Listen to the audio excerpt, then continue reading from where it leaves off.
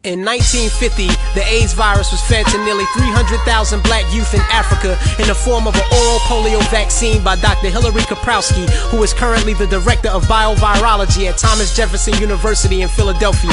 Today, a child dies every minute of HIV/AIDS in sub-Saharan Africa. In the U.S., African Americans represent 49% of all new AIDS cases. The globe holders, population controllers, the AIDS makers, dark nation depopulators, the Contra trainers, American Nazi bankers, the tower bombers, right-wing Al-Qaeda sponsors, Hitler's accomplice, 9/11 mission accomplished.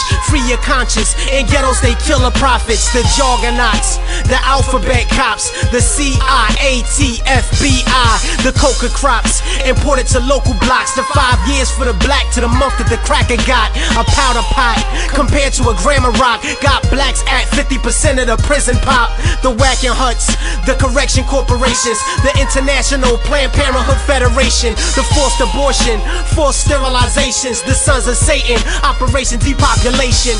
From 1924 to 1976, 32 states in the U.S. utilized eugenics programs to depopulate the country of so-called weak breeds who were downbreeding the American population. Some 65,000 black youth from public school districts throughout the country were given a biased IQ test. All who failed the test were sterilized against their or their parents' will. The diamond dealers, them choppers and baby killers, the oil drillers, black nation resource stealers, the truth concealers, suppression of true guerrillas, Patrice Lumumba, Nkrumah, Lauren Kabila, the people traders, poor population enslavers, the black/brown/yellow baby cremators, the black/brown/yellow unity haters, the red/white/blue liberty wavers, eugenicists, world imperialists, evolutionists, black womb pollutionists, the euthanizers, third world birth sterilizers, Nazi sympathizers, financiers and arms suppliers, the nuke igniters, the World Health Organizers, the virus writers, smallpox, Ebola splicers, the throne usurpers,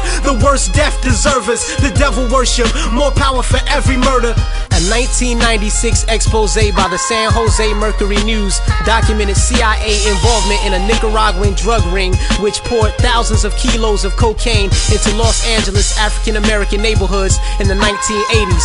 Drug boss Danilo Blandon, now an informant for the DEA, acknowledged under oath the drugs for weapons deals with the CIA-sponsored Contras. The Club of Rome, World Bank, the Skull and Bones, Alhamdulillah engraved in the Pope's throne. The camouflage, the right verse left mirage. Bush and Kerry got naked to pledge in the same lodge.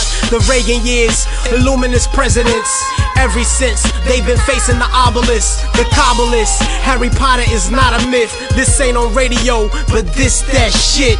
The war on drugs has been a war on poor people, particularly poor urban African-American men and women. It's well documented that police enforcement of the new harsh drug laws have been focused on low-level dealers in communities of color. Arrests of African-Americans have been about 5 times higher than arrests of whites, although whites and African-Americans use drugs at about the same rate. African-Americans have been imprisoned in numbers even more disproportionate than their relative arrest rates. It is estimated that in 1994, on any given day, 1 out of every 128 U.S. adults was incarcerated, while 1 out of every 17 African-American adult males was incarcerated. The differential in sentencing for powder and crack cocaine is one glaring example of institutionalized racism. About 90% of crack arrests are of African-Americans, while 75% of powder cocaine arrests are of whites. Under federal law, it takes only 5 grams of crack cocaine to trigger a 5-year mandatory minimum sentence, but it takes 500 grams of powder cocaine